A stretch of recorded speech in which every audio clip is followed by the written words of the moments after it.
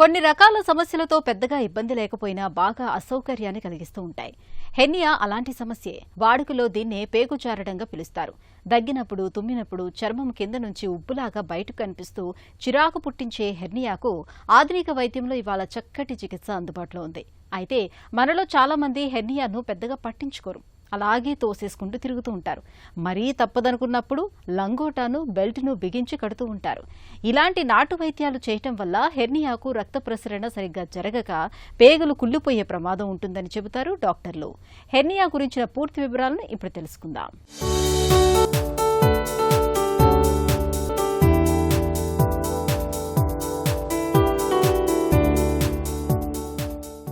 Hernia, గిలక, గుడ్డ, ఉబ్బు పేరేదైనా సమస్య మాత్రం ఒకటే. లోపల ఉండాల్సిన పేగు చర్మం కిందుగా బయటకు తోసుకురావటం. శరీరంలో నిర్దిష్ట ప్రాంతంలో ఉండాల్సిన అవయవాలు వాటి పరిధిని అతిక్రమించి మరొక భాగంలోకి చొచ్చుకురావటాన్ని హెర్నియాగా పిలుస్తారు డాక్టర్లు. చర్మం బలహీనంగా ఉన్న భాగాల్లోనూ, కండరాలు బలహీనంగా ఉన్న భాగాల్లోనూ సాధారణంగా హెర్నియా వచ్చే అవకాశం ఎక్కువగా ఉంటుంది. హెర్నియా రావటానికి అధిక బరువు మొదలుకొని ఆపరేషన్ల వరకు చాలా కారణాలే కనిపిస్తాయి. హెర్నియా ఉన్నవారికి ఆ ప్రాంతంలోని అవయవం లేదా కణజాలం ఉబ్బినట్టు కనిపిస్తుంది. హెర్నియాలో చాలా రకాలే ఉన్నాయి. అయితే చాలా మందిలో ఇంగ్వైనల్ హెర్నియా అనేది ఎక్కువగా కనిపిస్తుంది. ఏ రకం హెర్నియా అయినా నిలబడినప్పుడు, దగ్గినప్పుడు కనిపిస్తూ, పడుకున్నప్పుడు, చేత్తో నెట్టుకున్నప్పుడు మామూలుగా అయిపోతూ ఉంటుంది. మొదట్లో నొప్పి లేకపోయినా చర్మం అడుగున పడిన రంధ్రం పరిమాణం పెరుగుతూ పోయే కొద్దీ నొప్పి, బాధ లాంటి లక్షణాల తీవ్రత పెరుగుతుంది. చాలామంది హెర్నియా అంటే ఏంటి అని అడుగుతూ ఉంటారు. సింపుల్ ఎగ్జాంపుల్ చెప్పాలంటే, మనం ఒక బెలూన్ బ్లో చేసినప్పుడు అది బ్లో అవుతా ఎక్కడైతే వీక్ పాయింట్ ఉందో అక్కడ బర్స్ట్ అవుతుంది. అట్లాగే మన పొట్ట లోపల ఒత్తిడి ఎప్పుడైతే ఎక్కువైపోతుందో ఒక లెవెల్కి రీచ్ అయిన తర్వాత వీక్ పాయింట్ ఎక్కడైతే ఉంటుందో పొట్టలో అక్కడ ఆ మజిల్ అన్నది గివ్ అవే చేయడం జరుగుతుంది.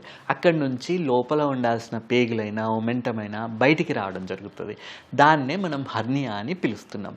అయితే మగవాళ్ళల్లో ఇంగ్వైనల్ హెర్నియాస్, గజ్జల్ పార్ట్ ఇంగ్వైనల్ రీజన్లో వచ్చే హెర్నియాస్ ఎక్కువగా ఉండడం చూస్తున్నాం. అందులో కూడా ఇప్పుడు యంగ్ ఏజ్ వాళ్ళలో ఇండైరెక్ట్ హెర్నియాస్ అనేవి ఎక్కువ ఉంటాయి. ఎల్డర్లీ ఏజ్ వాళ్ళల్లో డైరెక్ట్ హెర్నియాస్ అన్నది మజిల్ వీక్ అయిపోవడం వల్ల రావడం చూస్తున్నాం. అట్లాగే ఆడవాళ్ళల్లో ప్రెగ్నెన్సీ టైంలో యూట్రస్ అన్నది డిస్టెండ్ అవ్వడం వల్ల ఆ యూట్రస్ అన్నది ఒక రకమైన ప్రెషర్ని ఎక్సర్ట్ చేయడం చూస్తాం యాంటీరియర్ అబ్డామినల్ వాల్ మీద.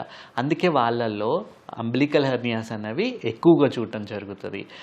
అండ్ ఈ పొట్ట లోపల ఒత్తిడి పెంచే పని ఎవరైతే చేస్తున్నారో, ఇప్పుడు మలబద్ధకం ఉంది, చాలా ఏళ్ళు తరబడి మలబద్ధకం ఉంది అన్నప్పుడు వాళ్ళు ముక్కి పొట్ట లోపల ప్రెషర్ అనేది పెరిగిపోయి వాళ్ళలో హెర్నియాలు ఎక్కువ రావడం చూస్తున్నాం.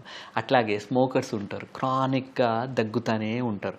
వాళ్ళు దగ్గిన ప్రతిసారి ఇంట్రాబ్డామినల్ ప్రెషర్ పెరిగిపోవడం, దానివల్ల హెర్నియాలు రావడం అన్నది చూస్తున్నాం. అండ్ ఇదే కాకుండా ఆడవాళ్ళల్లో ప్రెగ్నెన్సీ తర్వాత, ఈ ప్రెగ్నెన్సీలో కూడా వీళ్ళు కావాల్సినంత ప్రోటీన్ తీసుకొని ఆ మజిల్కి కావాల్సిన మాంసకృతులు తీసుకుంటున్నారు ప్రతిరోజు అంటే వీళ్ళలో ప్రాబ్లమ్స్ రావట్లేదు. ఎవరైతే కావాల్సినంత మాంసకృతులు తీసుకోవట్లేదో వాళ్ళల్లోనే ఈ మజిల్ వీక్నెస్ అన్నది ఎక్కువ అవ్వడం, మజిల్ వేస్టింగ్ అన్నది అవ్వడం చూస్తున్నాం. అండ్ వీళ్ళలో ఎక్కువగా మజిల్ వేస్టింగ్ అవుతుంది అన్నప్పుడు డైవారికేషన్ ఆఫ్ రెక్టై మజిల్ అంటాం. అంటే ఈ రెక్టై మజిల్ అన్నది రెండు పక్కల మిడ్ లైన్లో ఉండే ఒక లాంగిట్యూడినల్ మజిల్. ఆ మజిల్ అన్నది లోపల ఒత్తిడి ఎక్కువ అయ్యి ఆ మజిల్ని కాస్త దూరంగా జరిపేయడం చూస్తున్నాం. సో ఈ డైవారికేషన్ ఆఫ్ రెక్టై మజిల్ ఉన్నప్పుడు మళ్ళీ మొత్తం మజిల్ని రిపేర్ చేయాల్సిన అవసరం ఉంటుంది. హెర్నియా అనేది ఎక్కువగా బొడ్డు దగ్గర, పొత్తి కడుపు దిగువ భాగాల్లో కనిపిస్తూ ఉంటుంది. దగ్గినప్పుడు, బరువులు ఎత్తినప్పుడు, మలమూత్ర విసర్జన సమయాల్లో హెర్నియా తాలూకు ఉబ్బు మరింత స్పష్టంగా తెలుస్తుంది. చేతితో ఒత్తితే ఉబ్బు తిరిగి లోపలికి వెళ్ళిపోతూ ఉంటుంది. ఎక్కువగా బరువులు ఎత్తేవారిలోనూ, మద్యపానం చేసేవారిలోనూ, స్థూలకాయులు, వృద్ధులు, ఎక్కువ ఆపరేషన్లు చేయించుకున్న వారిలో హెర్నియా వచ్చే అవకాశాలు ఎక్కువగా ఉంటాయి. ఇక పసికందుల్లో, తల్లి గర్భంలో 7 నెలల వయసు మగపిండంలో బీజాలు పొత్తి కడుపులో ఉండి ప్రసవానికి ముందు కిందికి జారుతాయి. ఒకవేళ 7 నెలలకే బిడ్డ పుడితే బీజాలు కిందికి రాక లేదా పేగులు, కొవ్వు, ద్రవం పొత్తి కడుపులోని బలహీన ప్రదేశంలోకి చొచ్చుకొచ్చి హెర్నియా తయారవుతుంది. ఈ హెర్నియాను నిర్లక్ష్యం చేస్తే రంధ్రం పెద్దదవుతూ అందులోంచి బయటకొచ్చిన పేగులకు రక్త ప్రసరణ సరిగా అందక పేగులు కుళ్ళిపోయి సెప్టిక్గా మారి ప్రాణాపాయం సంభవించే ప్రమాదం ఉంటుంది. ఇందులో ఏ సర్జరీ ఎవరికి బెటర్ అన్నది వాళ్ళ సిచ్యువేషన్ ఎట్లా ఉందన్నది చూసి నిర్ధారించడం జరుగుతుంది. ఇప్పుడు ఎవరైనా స్మోకర్స్ ఉన్నారు, గుండెకి సంబంధించిన ప్రాబ్లమ్స్ ఉన్నాయి, ఊపిరితిత్తులకు సంబంధించిన ప్రాబ్లమ్స్ ఉన్నాయి, వాళ్ళు లాప్రోస్కోపిక్ సర్జరీకి ఫిట్గా లేరు అన్నప్పుడు ఓపెన్ సర్జరీ చేయడం జరుగుతుంది. ఇప్పుడు ఇంకొకళ్ళు వాళ్ళకి జనరల్ అనెస్థీషియా ఇచ్చినప్పుడే గుండె మీద లోడ్ పడుతుంది అన్నప్పుడు వాళ్ళు లాప్రోస్కోపీకి ఫిట్గా ఉండరు. ఎందుకంటే లాప్రోస్కోపీలో మళ్ళీ పొట్ట లోపల కార్బన్ డైఆక్సైడ్ అన్నది నింపేస్తాం. సో నింపేసినప్పుడు బ్యాక్ ప్రెషర్ అన్నది హార్ట్ మీద లంగ్ మీద పడే ఛాన్సెస్ ఉంటాయి. సో వాళ్ళకి ప్రాణాపాయ పరిస్థితి ఉండొచ్చు కాబట్టి వాళ్ళల్లో ఓపెన్ సర్జరీయే బెటర్ అని చెప్పుకోవడం జరుగుతుంది.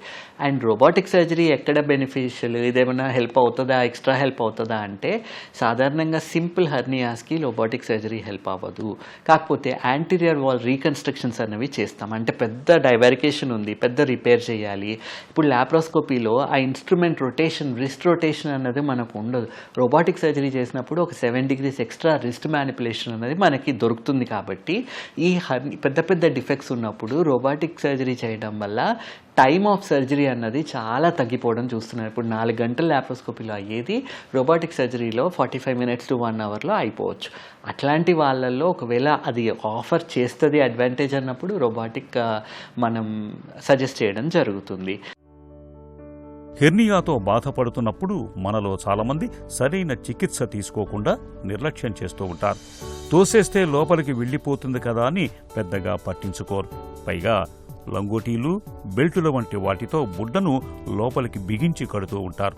నిజానికి ఇలాంటి ప్రయత్నాల మూలంగా చర్మం మరింతగా దెబ్బతినిపోయి వాపు, ఇన్ఫెక్షన్లు వచ్చే అవకాశాలు ఉంటాయి. హెర్నియాకు సర్జరీ ఒక్కటే అత్యుత్తమ పరిష్కారం. హెర్నియాకు ఒకప్పుడు పెద్దగా కొతపెట్టి శస్త్రచికిత్స చేసేవారు.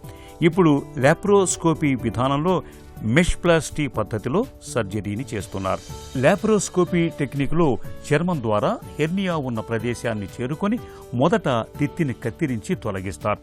తర్వాత అక్కడ కుట్లు వేయటంతో పాటు సాగిన చర్మపు పొరలన్నిటికీ విడివిడిగా కుట్లు వేస్తారు.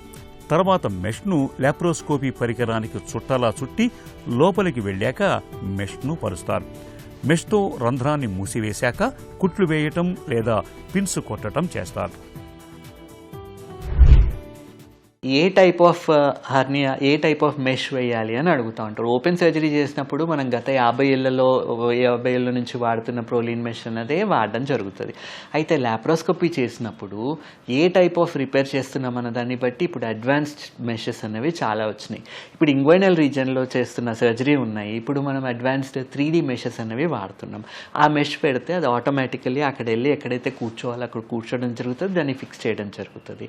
అట్లాగే పొట్ట లోపల అంబ్లికల్ హెర్నియా రిపేర్ చేస్తున్నామన్నప్పుడు డ్యూయల్ మెషెస్, కంపోజిట్ మెషెస్ ఉంటాయి. వీటిని యూజ్ చేయడం జరుగుతుంది. అంటే ఇవి పేగులతో కాంటాక్ట్లో ఉన్న అతుకులు పడకుండా డిజైన్ చేసిన స్పెషలైజ్డ్ మెషెస్.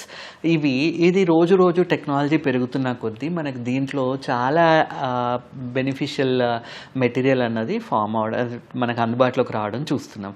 ఇంతకుముందు మెష్ ఫిక్స్ చేయడానికి నాన్ అబ్జార్బుల్ ట్యాకర్స్ ఉండేవి. అంటే ట్యాకర్ అంటే ఒక చిన్న స్క్రూ లాంటిది. నాన్ అబ్జార్బుల్ అన్నప్పుడు అది అబ్జార్బ్ అవ్వదు, అది ఒక బాడీలో పార్ట్ లాగా ఉండిపోతుంది. సో వీటిని యూజ్ చేసి ఫిక్స్ చేయడం చేసేవాళ్ళం. ఇప్పుడు లేటెస్ట్గా అబ్జార్బుల్ ట్యాకర్స్ అనేవి వాడుతున్నాం. అంటే ఈ మెష్ అన్నది కరగదు, కానీ ఈ మెష్ని ఫిక్స్ చేయడానికి ఏదైతే ట్యాకర్స్ వాడతామో అవి 1 సంవత్సరం లోపల అవి కరిగిపోవడం చూస్తాం. సో ఇప్పుడు అంబ్లికల్ హెర్నియా ఉంది అంటే ఓన్లీ అక్కడ కాదు, పైనుండి కింది దాకా మొత్తం ఇంత నుండి ఇంతవరకు ఈ సైడ్ టు సైడ్ మొత్తం కూడా రీఇన్ఫోర్స్ చేయడం జరుగుతుంది. ఫ్యూచర్లో మళ్ళీ హెర్నియా రాకుండా కేర్ తీసుకొని చేయడం జరుగుతుంది. అయితే మెష్ ఎప్పుడైతే ఇన్ఫెక్ట్ అవుతుందో ఆ మెష్ని తీసేయడం తప్ప ఇంకొక మార్గం ఉండదు. మళ్ళీ అనెస్థీషియాకి తీసుకొని మళ్ళీ అడ్మిషన్ చేసి మళ్ళీ మెష్ తీయడం ఒకటే సొల్యూషన్. కాబట్టి మేము తీసుకునే జాగ్రత్తలు మేము తీసుకున్నా, పేషెంట్కి చెప్పి ఎక్స్ప్లెయిన్ చేసి ఎట్లా హైజీన్ మెయింటైన్ చేయాలి, పోస్ట్ ఆపరేటివ్ కేర్ ఎట్లా ఉండాలి ముందే ఎక్స్ప్లెయిన్ చేసి చెప్పడం జరుగుతుంది. సో హైజీన్ అన్నది మెయింటైన్ చేస్తే సాధారణంగా మెష్ ఇన్ఫెక్షన్స్ అన్నవి రావు. ఒకసారి సర్జరీ చేసినా హెర్నియా తిరిగి వస్తుందనే నమ్మకం మనలో చాలా మందిలో ఉంది. ఇందుకు ప్రధాన కారణం సర్జరీ టెక్నిక్ సరిగా పాటించకపోవటమే. ఇంగ్వైనల్ హెర్నియా సర్జరీలో మెష్ను సరిగా అమర్చకపోయినా, కుట్లు వేయటంలో నిర్లక్ష్యం ప్రదర్శించిన హెర్నియా తిరగబెట్టవచ్చు. సరైన ప్రదేశంలో సరైన పద్ధతిలో మెష్ను అమర్చకపోతే హెర్నియా తిరగబెడుతుంది. ఇక హెర్నియా ఆపరేషన్ తర్వాత జీవనశైలిలో తగిన జాగ్రత్తలు తీసుకున్నప్పుడు కూడా హెర్నియా మళ్లీ వచ్చే అవకాశం ఉంటుంది. హెర్నియా తిరిగి రాకుండా ఉండాలంటే బరువులెత్తేటప్పుడు జాగ్రత్తలు తీసుకోవాలి. మలబద్ధకం సమస్య లేకుండా చూసుకోవాలి. షుగర్ సమస్య ఉంటే నియంత్రణలో పెట్టుకోవాలి. అధిక బరువు ఉంటే తగ్గించుకోవాలి. దగ్గుకు కారణమయ్యే ధూమపానం లాంటి అలవాట్లను మానుకోవాలి. కాన్పు తర్వాత అలాగే సిజేరియన్ తర్వాత పొత్తికడుపు కండరాల్ని దృఢం చేసే వ్యాయామాలను చేయాలి. ఈ జాగ్రత్తలు హెర్నియాలను చాలా వరకు నివారిస్తాయి.